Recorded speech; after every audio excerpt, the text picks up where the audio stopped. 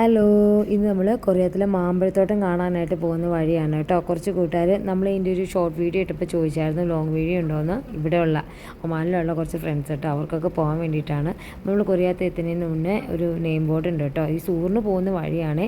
അപ്പോൾ അവിടുന്ന് കൊറിയത്തിൽ നിന്ന് എഴുതിയെടുത്തുനിന്ന് റൈറ്റ് എടുത്താൽ മതി. ആ വഴിയാണ് പോകുന്നത് കേട്ടോ. ഇവിടെ ഒരുപാട് കാര്യങ്ങൾ കാണാനുണ്ട് കേട്ടോ. കൊറിയത്ത് സൂക്കുണ്ട്, കൊറിയത്ത് ഡാമുണ്ട്. അതിപ്പോൾ ഒരുപാട് പൊക്കത്തിലുള്ളൊരു ഡാമാണ്. അവിടെയാണെങ്കിൽ നമ്മുടെ ടെമ്പറേച്ചർ ആണെങ്കിൽ ഭയങ്കര കുറവായിരിക്കും. പണ്ടൊരിക്കൽ പോയിട്ടുണ്ട് കേട്ടോ. ഇപ്പോൾ ഇന്ന് നമ്മൾ അങ്ങോട്ടൊന്നും പോകുന്നില്ല, കാരണം ഓൾറെഡി നമ്മൾ ഇറങ്ങിയപ്പോഴേക്കും 4 മണി കഴിഞ്ഞിട്ടുണ്ട് കേട്ടോ. 5 മണിയൊക്കെ എത്താറായപ്പോഴാണ് അവിടെ എത്തിയത്. 5:30 ഏകദേശം. നമ്മൾ പോകുന്ന വഴിയിലാണെങ്കിൽ 2 സൈഡിലും നിറയെ കഴുത കുഞ്ഞുങ്ങളുണ്ട് കേട്ടോ. എനിക്ക് തോന്നുന്നു ആൾക്കാർ അവർ വളർത്തുന്നതായിരിക്കും, കാരണം ഇവിടെ മൊത്തം കൃഷി സ്ഥലങ്ങളല്ലേ, അതായിരിക്കും.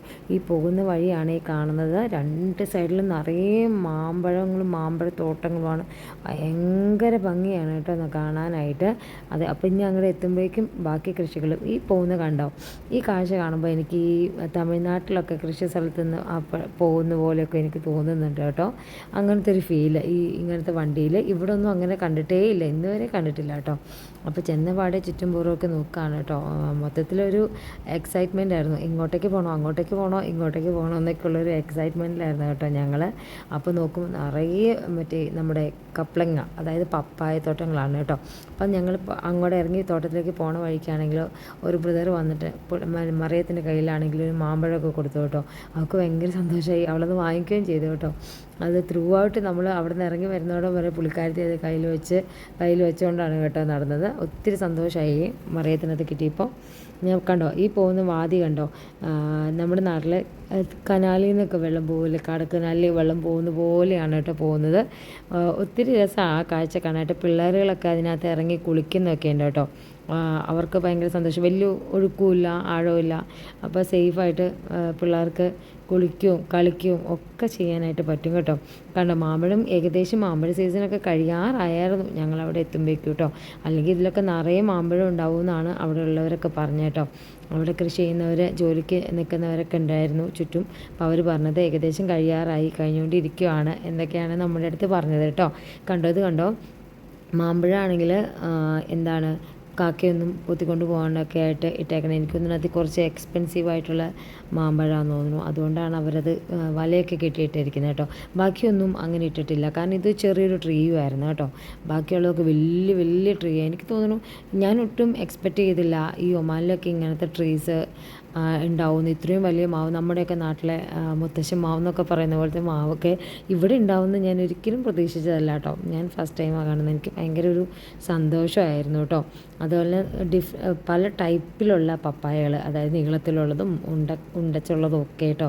അപ്പോൾ ഞാനാണെങ്കിൽ ആ വാതിയിലൊന്ന് വെള്ളം ഒക്കെ എടുത്തുനിന്ന് ഒഴിക്കാനായിട്ട് നോക്കുന്നതാണ്, പക്ഷെ നടന്നില്ല. കുനിയാൻ നമ്മൾ വിചാരിച്ച പോലെ പറ്റിയില്ല കേട്ടോ.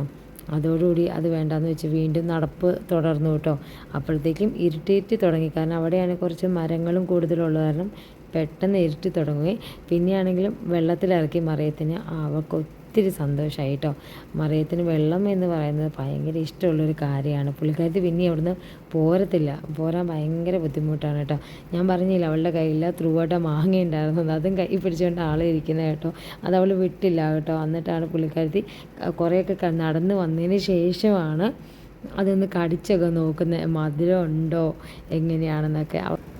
മറിയാണെങ്കിൽ അങ്ങോട്ടേക്ക് പോവാം ഇങ്ങോട്ടേക്ക് പോവാമെന്നും പറഞ്ഞിട്ട് കൈ ചൂണ്ടി കാണിക്കുകയാണ് കേട്ടോ. അപ്പോൾ ഞങ്ങൾ വീണ്ടും നടക്കുവാണ്. 2 സൈഡിലാണെങ്കിൽ ഈ പയറും കാര്യങ്ങളും ഒക്കെ നട്ടിട്ടുണ്ട് കേട്ടോ. അതേപോലെ തന്നെ മാവിൻതോട്ടം കണ്ടോ, വളരെ ഭംഗിയാണ് ഇത് കാണാനായിട്ട് കേട്ടോ. 2 സൈഡിലും നിറയെ മാവും മരങ്ങളും ഒക്കെ ആയിട്ട് ഈവനിങ് ടൈമൊക്കെ സ്പെൻഡ് ചെയ്യാൻ പറ്റിയ സ്ഥലമാണ് കേട്ടോ. നമുക്ക് എന്താ പറയുക, വലിയ ചൂടും കാര്യങ്ങളൊന്നുമില്ല കേട്ടോ. അപ്പോൾ ഞങ്ങൾ വീണ്ടും നടക്കുവാണ് അങ്ങോട്ടേക്ക് ഇങ്ങോട്ടേക്ക്. അപ്പോഴാണ് മറിയം അവിടെ ബാബാട്ടിനെ കണ്ടത്. ബാബാട്ടി എന്ന് വെച്ചാൽ ആട്. അപ്പോൾ ആടിനെ കണ്ടപ്പോൾ പിന്നെ അങ്ങോട്ടേക്ക് പോയേ പറ്റുള്ളൂ. മറിയത്തിന് ഭയങ്കര ഇഷ്ടമാണ് കേട്ടോ ആടിനെ, ബാബാട്ടിനെ വിളിക്കുന്നത്. അപ്പോൾ അതിൻ്റെ അടുത്തേക്കാണെങ്കിൽ പോകുക കേട്ടോ. ഫാം പോലെ, ചെറിയൊരു ഫാം പോലെ ഒരു ഇതാണേ. അപ്പോൾ അങ്ങോട്ടേക്ക് പോവുകയാണ്. മറിയം ബാബാട്ടിയുടെ അടുത്തേക്ക് പോകുന്നത് കണ്ടുകൊണ്ട് അതിൻ്റെ കെയർ ടേക്കർ ഒരു കൊച്ച് ഒരു വേറെ ഏതോ രാജ്യക്കാരനാണ് കേട്ടോ. അപ്പോൾ അത് കൊച്ചിനെ ആടിനെ ഇങ്ങോട്ടേക്ക് വരുത്താനായിട്ട് അവൻ വേഗം ചെന്ന് കുറച്ച് പപ്പായയുടെ തൊലിയൊക്കെ എടുത്തുകൊണ്ട് വന്നിട്ട് ഇട്ട് കൊടുക്കുന്നുണ്ട് കേട്ടോ.